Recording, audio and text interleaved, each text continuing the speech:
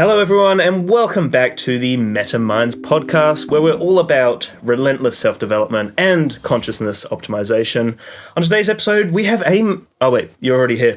But today we're doing limiting beliefs and social conventions, mate. A very interesting topic. We've grouped them together because they're similar. We're going to do separate podcasts, but we believe that they're actually quite similar things, so we're going to cover them in the one.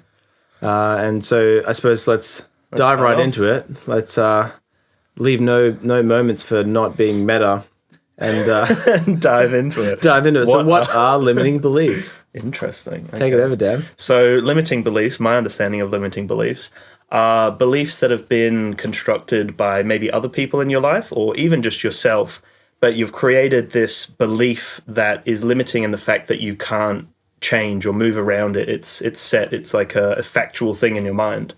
So in that way, it, like you said before the podcast, it could literally be anything. Like anything could be a limiting belief, even if it's positive or negative. That's kind of my understanding. Do you have anything that you would Look, that's pretty much it, yeah. So limiting beliefs, it's like, and more often than not, we're obviously going to use it in the context of progressing your life further, whether it's in fitness or relationships or anything, basically. Yeah. You have beliefs and they end up actually cutting you off from the potential outcomes that can be more positive. So the 40-hour work week is a very common one. It's like, oh, but I got this degree and now I'm in this job, you know, and this is a common one that everyone knows is a social convention or limiting belief. But they don't necessarily kind of think that it is a limiting belief, and it is in fact actually capping the limit of where they can go. And you can burst through that cap like a rocket ship if you want to. That's exactly right, yeah. Beautiful metaphor. Very visual metaphor there. But yeah, and I guess the main point that we really want to get across is that something that we found in our lives is that social conventions and limiting beliefs are in everything, you know? And yeah, especially social conventions. So like, I suppose let's dive a bit more into that and how they're different to limiting beliefs, because beliefs is something that you have about your environment or your situation, but a social convention can be... It could be a norm that was created by someone in terms of maybe you have to get married or you have to move out and, you know, rent somewhere. I'm never moving out. No. or you have to go to uni or you have to finish school, whatever it is. Yeah. These social conventions are normally a norm that was created maybe unconsciously, sometimes consciously, by the mass. So it's seen as something that is expected almost because a mass populace believes one thing. So that means that it's a social convention that, you know, people can get trapped in and go, oh, well, because the mass do it, I'm going to be a sheep and follow them or whatever.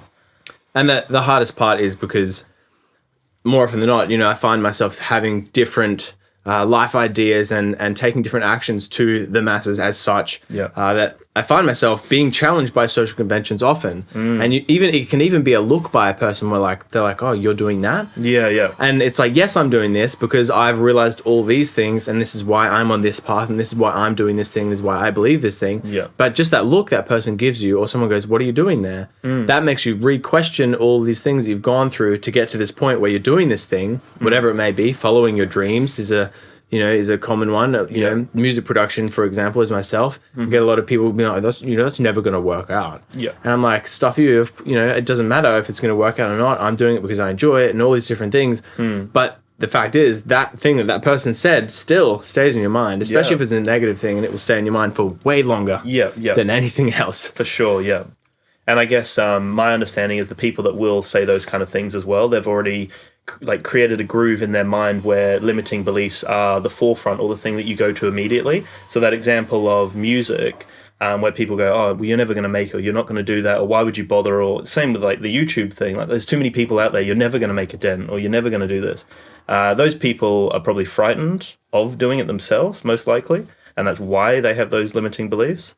They don't necessarily, sometimes they do want to bring you down, but sometimes they don't want to bring you down. They're just scared to try things for themselves. That's it, yeah. So they express it in that way, and it happens to bring you down a whole lot because you're like, but this person said this. Yeah, that's exactly right. What is that person what do they know? Their life and that's whatever, it. That's it. And one thing I always think is these people who, whoever they are that say these things about you or about other people, we don't know the childhood that they had and the communication that they had with their family or their friends growing up. So to them, they could see it as just a gentle challenge, maybe. We don't know their perception. And that's something I always think. If I go into my mind and I go, oh, that person said that thing, like, there's got to be some truth to that. Like, why should I keep trying? But then I think to myself, well, there are many factors behind their behavior and behind their reaction and their response that have guided them to say that thing. And it's not really my business why that is, and it's my responsibility to react to that in whatever way I want, and I can react positively or negatively. So I always just try to think there's more to the situation or there's more to it. That's why I try not to let it hit me in the heart. Yeah, and your perception in this moment, and I'm sure we've discussed this on the podcast before, is completely different to my perception in this moment. Yes. Even though we have shared values and shared thoughts or whatever, and we've expressed those to each other, you could see everything purple because you're an alien or whatever. You know what I mean? That's a silly example. Yeah. But it's the truth in that, like, your experience has led you to this moment. Your experience is entirely different to mine. Yeah. Which means your perception is entirely different to mine, which means you saying something to me, well, I think it could have merit, or vice versa. It could actually just be the way you perceive things from your experience. That's it, yeah. That's So a little bit meta, but... It is, but I guess that kind of leads into the point that you just take everything with a grain of salt. You know, whatever anyone says. And the same with your own mind. Like, your mind is trained to just bring thoughts in. So take that with a grain of salt. Like, don't put so much value on every single thought that comes in, because, again, limiting beliefs don't have to be created by anyone. You could be in your own vacuum and you created them yourself based on media or based on your childhood or anything, like a book you're reading. Literally, your beliefs can change, and I think they're malleable enough that you can guide them and have some sort of control over these beliefs and thoughts.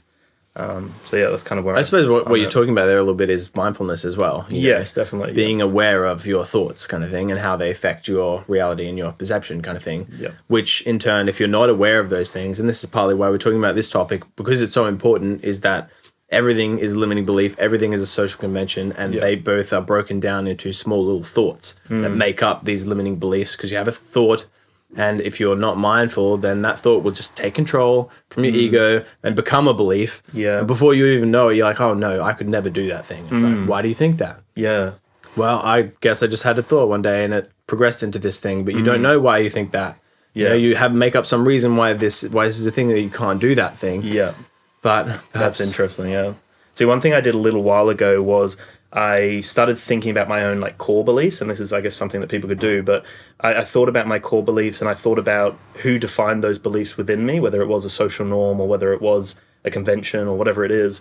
And I tried to figure out whether those core beliefs are actually something that I've constructed and something I'm happy with. And then from there, I guess, I've just kind of come to the understanding that, being respectful to people is one of my real big beliefs, where you treat people with respect regardless of what situation they're in.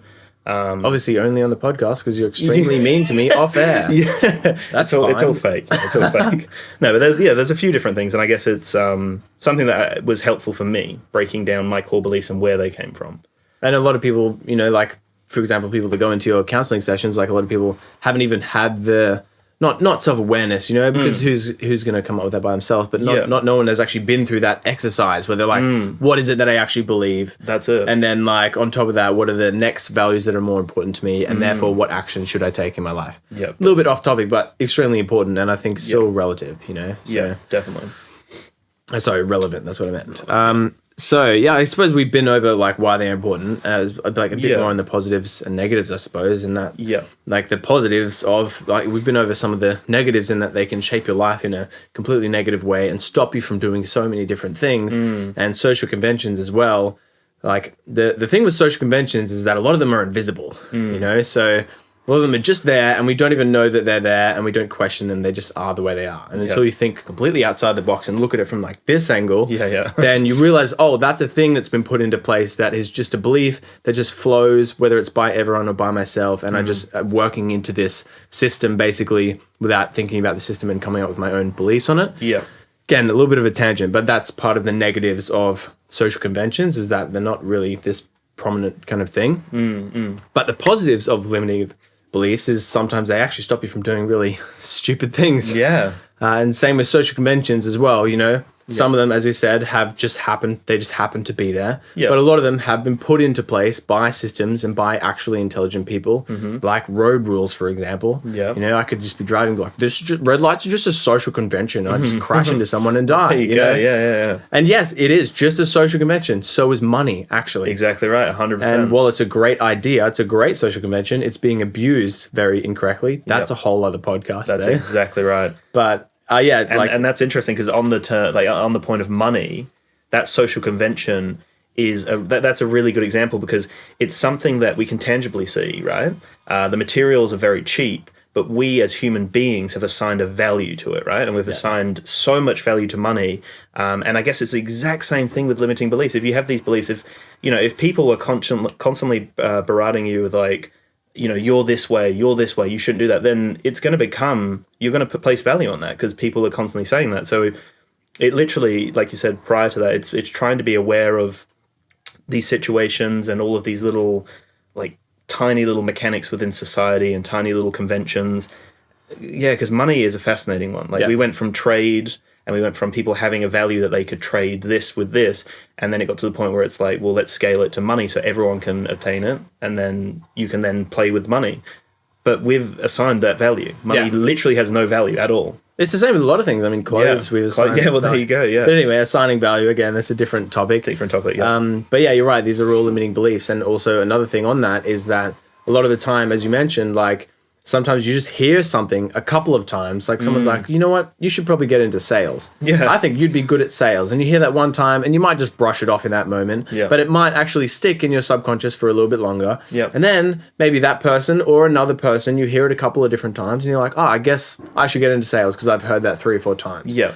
And that's a totally natural thing to happen. Yeah. But you need to like step back and actually question that and go, whoa, like, where did I actually get this idea from? More often than not, it can be like your parents or people that you respect a lot, basically, that have just said things to you where you're like, oh, well, I've heard this a couple of times. I guess I will do this. Yeah, and it must be true, yeah. I've done it a million times, basically. Yeah. And until you get into that situation, you're like, I never wanted to do this. Yeah, that's How did I get into this situation? That's it. Well, I actually have a really good example. That's why I just smiled before. Because when I originally was going through school and when we moved here from England, I was trying to figure out what I wanted to do. And originally I thought I wanted to get into the police force, right?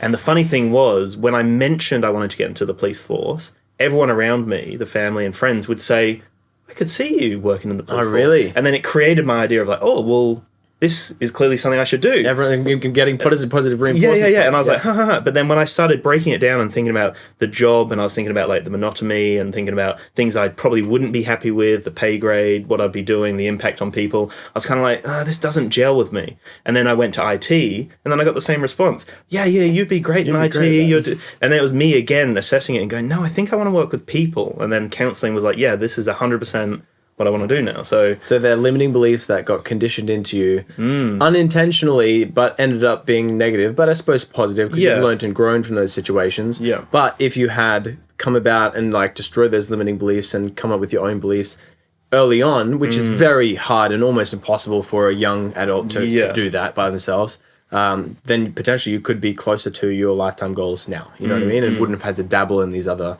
little things, which ended up being necessary anyway, and this is how life kind of goes. But yeah, for sure. So I think so the positives, like we started on that, and then we got sidetracked. Yeah, but that's okay. Yeah, the positives of them, for example, road rules that are very good because we're all sometimes just stuck at red lights for a very long time. Yeah. Maybe that just means that everyone can go around and you know what I mean? And people under 18 probably shouldn't drink, Yes, it's a law by society. Yeah, but in terms of like their brain development, it's like there's science behind it. It's like, you know what, that's a pretty good idea. It makes sense. It's a social convention, and while it's written in the law book to say you physically aren't allowed to do it, basically we are agreeing to it by being in a society. And we can disobey those things if we make that choice. Not that we would. No. But it is a positive social convention that's put into place. And that's exactly right. That's, I suppose... It's almost like an educated convention where it's something that research and big, influential people within that area have focused on and created something. Like science, I guess.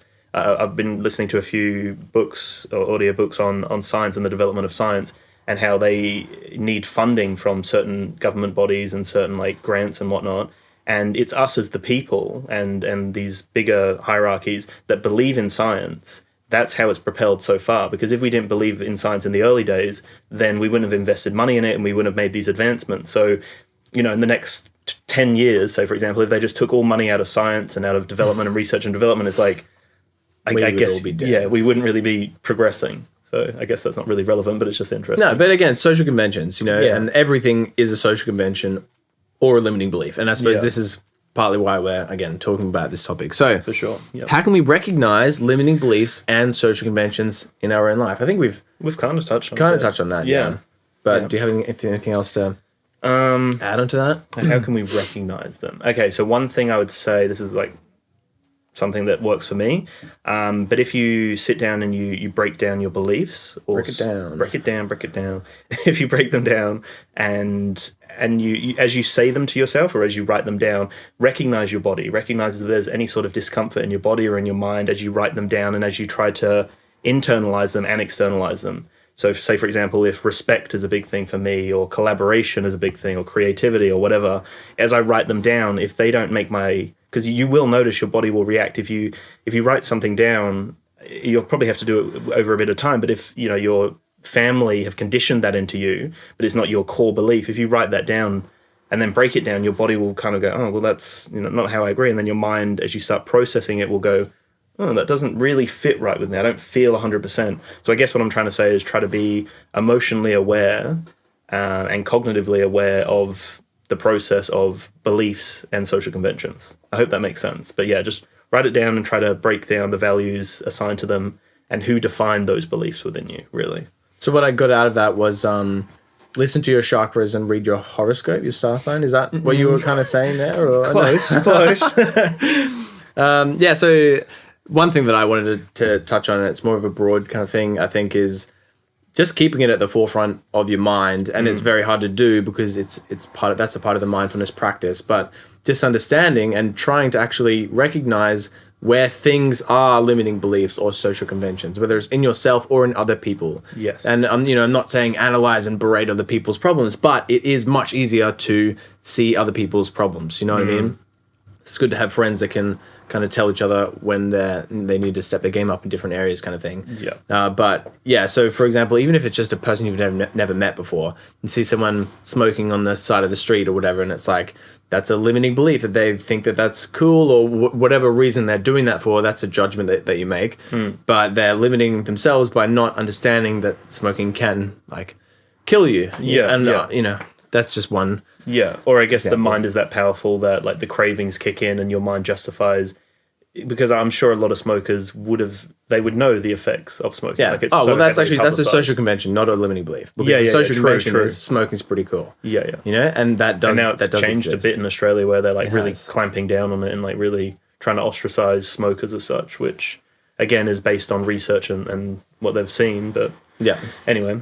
But yeah, I suppose just keeping in mind that everything that you do is based on a belief, and more often than not, but that belief is limiting in some way, whether it's in a positive way or in a negative way. It's like, tonight I'm going to have three beers, and that's a belief. You're believing that you're going to limit yourself to only have 3 beers, and that's probably a positive, thing to do, depending on the circumstances and everything like that. But then the other thing is social conventions. It's like, it's only 9 p.m. in the club. I don't know why I'm doing this club reference, but let's dive into it. It's only 9 p.m. in the club. The social convention is no one's really dancing then, but that's a social convention. Yeah. And, it may not be cool to dance then. You've already had 3 beers, right? Yeah, you're right. So you can jump up on the dance floor and dance. Yeah. And while you might feel judged or whatever, the fact is that's a social convention and you're going against that social convention. Yeah.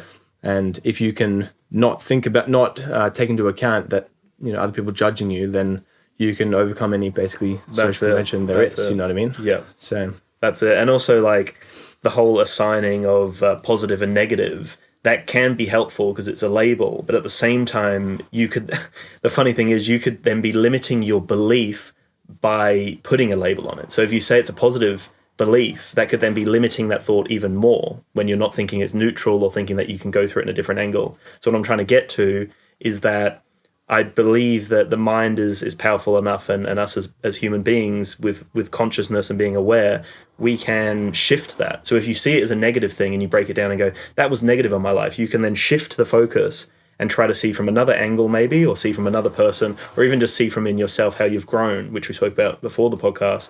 Because with a lot of devastating situations, or even just negative, even small, how big, doesn't matter if they're small or big negative situations, you can twist it and see the positive in it. And again, you could twist it again and see the negative in it if the positive was constructed by maybe someone in your family of like, well, you need to do that because there's good money in IT. You should do that. But then you could go, oh, well, but that doesn't sit right with me. So that's a negative in my mind now. So I can shift it to a positive of, well, maybe I'll just make a YouTube channel and focus on that for my IT. This is a Dan example. Yeah, very Dan. But yeah, I don't know. That's kind of where I'm. Can you give us the ski example? I think that's a very good. Oh yeah. So the whole idea of thoughts. So like when thoughts enter your mind, you assign a value to them, or you whatever, positive or negative, and they shape your reality, right? So in terms of a metaphor, if there's a snowy topped mountain and you've got sleds that are going down the mountain, they're creating grooves and they're creating paths in that mountain. And over time, your neural networks will prune away and they'll start creating meaning, and they'll start assigning to certain things as truth or fact, right? Because over repetition, we're habitual creatures. We go, okay, well, that must be fact then, because it keeps happening. But you can change your thoughts through like mindfulness or many other activities to create a snowy path again. So you have to change your path, or even instead of following that path, you can take a path on the other side of the mountain, which could potentially be a different thought that you're following, or a different belief that you're following. And that might uncover something that really clicks with you instead of following the norm. It turns out the path on the other side of the mountain is actually off-piste. And your insurance doesn't cover that. Oh, no. And so you're there alone and your leg breaks, and then you're calling out for help, but no one hears you. And you die alone on that side of the mountain for up to 3 days of struggling. But was it worth it? Well, look, can you find positive? You took a new path, There you go. It was a limiting belief, and you went outside of that limiting belief. I suppose that's just an example of how limiting beliefs can also be, breaking out of limiting beliefs can be negative. Sorry, it's just I just saw a joke and I thought I wanted to make it, whether it was funny or not. Okay, I don't care. It's okay. All right, so now we're going to dive into a few examples of limiting beliefs and social conventions, and I have a big one. Okay. And it's a very obvious one to make. And I've had a lot of mental limiting beliefs based on entrepreneurship or who I am as a person and these kinds of things. The one that seems most prominent for myself is the gym, right? And so I've been going to the gym for 4 or 5 years now. The first 3 years, I just had no idea what I was doing. You go into it so you figure it out, basically. Yep. But pretty much every year, I've had a breakthrough where I thought that this was my limit, this is my limit. And this is, again, a good physical example, because I'm like, no, I can go in and I know that I can only do X amount of reps on X amount of weight, and then I finish and I'm tired after that. And that was my belief. Yeah. It wasn't until one day where, I don't know, maybe I had a couple extra coffees that day, or I was a little bit angry that day and I was listening to pumped up music or whatever. Yeah. And then I do 5 more reps on a higher weight. And I'm like, hold on a second. Yeah. I just broke out of that limiting belief. That, that was just something that I believed that was actually wrong. Yeah. And I've found, pretty much every year I've had breakthroughs in the gym where I've gone harder one day, or just thought, you know what, maybe I can do a little bit more. Obviously, be very safe and responsible. You can severely hurt yourself in the gym, but and it's taken me to that next level. And then all of a sudden, my new set for that limiting belief is here, as opposed to being here. And I'm like, oh, of course. Well, now I can go up to here. And it isn't until I kind of do that for a few times, and then I'm like, well, what's next? But then it's like, oh, but I know that I can only kind of go up to here. So I've recently started doing bike rides kind of thing before my gym sessions. Started off on 2Ks. After 2Ks, got off the bike. I was like, stuff this. It sucks, basically. Yep. Then went up to 5Ks. And I can do 5Ks every single day, and that's fine, Yeah. But then I've been pushing to 10Ks. And now when I get off the bike at 10Ks, I've only been doing it for 2 months or whatever. I'm like, that's totally easy. It's improving my life exponentially, but it was a limiting belief. You know what I mean? And that's just one example. And that's a good example, because your muscles will get to a point where they stop, or where, you've broken the fiber down. And from my understanding, it's when you break past that, and when you do break the fiber, that it then rebuilds stronger again. So if you keep pushing and keep increasing your weight, you will keep growing as a human being. But it's interesting, because I do remember those transitions for you when you were working from doing your workouts from home, and then you started going to a gym, I believe. Yeah. And then you noticed a bit of change there, and then you did a bit more research, and then like it just kept building up. And I guess that means that there's never really a peak. No. Unless you're like physically exhausted to the point you can't move. But yeah, it's interesting because it is something that physically your body may be giving up, but it's your mind that needs to potentially push through and go, no, I can push an extra 2 reps. Instead of doing 10, I'm going to do 12 every single time, you know, and those 2 extra reps of every workout over a week is going to increase you in a real minimal way. But then if you keep doing that, you're just going to keep improving and growing. So reps are thoughts here, guys. You can Yes. you can have better thoughts and push through these limiting beliefs. I suppose this comes back to, I believe it was episode 2, maybe 3. Perception is reality. You know what I mean? You perceive that this is the limit. Damn, we've just redone that episode, haven't we? No, it's a different thing. Yeah. You believe this thing, and because you perceive this to be your reality, but actually your reality could be this thing or this thing. Visual examples on YouTube if you're just listening, by the way. Yeah, for sure. Another thing is money. Like I find like just talking to people on a day-to-day basis, and also with myself, I was in sales for a while, and that was one of them where it's like you believe you're going to earn X amount this month or whatever it is, or you believe you're going to probably earn about this much in your lifetime. You know, not lifetime, but I mean like per year. Oh yeah, I guess maybe you'll end up in like a 60K per year job, and then maybe I'll get this house and maybe this. Yeah. There's just your potential thinking of what maybe your future might look like. And these are all limiting beliefs again, basically. Yeah. And I've had months where I've just blown that completely out of proportion and earned more than I could even dream of. And I'm like, what is going on? You know, and it's like, how is this different to last month? It's like, it was just my perception, basically. Yeah. I thought differently about it, basically. Yeah. Which is very hard to keep up. Definitely, yeah. But do you have any examples of your own? We've got a couple minutes to close it out. Tricky. I should have been thinking about it a bit more. Yeah. I've got a few that are kind of swirling around. The gyms are really good. Swirling, boys. Swirling. We're swirling. I guess I'll just do the business thing because that's what's been happening recently in my mind. So I was at a point where I felt, and this was actually pretty recent, like the last couple of months, I felt like I was at a point where I was outputting a fair bit of content. I was learning. I was trying to grow. And I found myself just kind of gradually going through the motions. And in my mind, I was like, yeah, if I keep this up, this will be fine. You know, like that's the kind of momentum I'll keep at, and things will keep growing. But then I noticed that the same thing that I was doing, it was working, and then it was not working as well.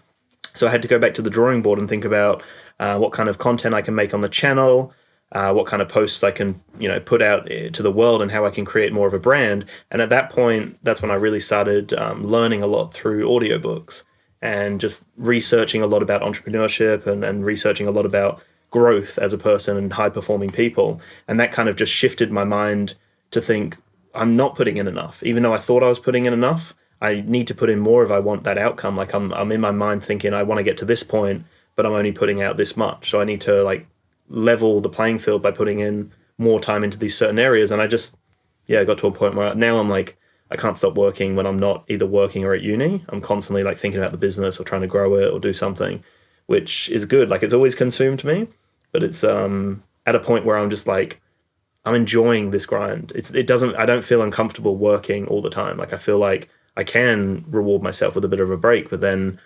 I feel like I'm working better than I have before, which I think has contributed to a lot of these things. I suppose the huge piece of gold that I just got out of that, and I'm surprised we haven't actually touched on this before, is that your beliefs are made up of the content that you consume, basically. So if you branch out from that and consume audiobooks or different kinds of positive content, then a lot of the time, and in fact every audiobook I've listened to, it's changed my belief and my perception based on scientific data or whatever the book's about. So consume it, the content you consume can absolutely change your limiting beliefs. Listen to Gary Vee, listen to a lot of these people, you know what I mean? Because they are talking the truth and they have the ability to change your mind. Thank you for listening to this episode of Meta Minds. It goes quick every single time, doesn't it? And so this is limiting beliefs and social conventions. If you have any that you have gone through, or if this is relevant to you, we would love to hear from you. You can DM us on Instagram. We're very active there. If not, drop us a comment on YouTube, and don't forget to rate our podcast. That would be awesome. It's super, super handy. So if you're on an iPhone or even an Android, just jump in, tap 5 stars, and give us a quick review, even if you say that Eamon looks a little bit dumb. That would be fine. That would be fine. So thanks, guys. We'll see you on the next episode.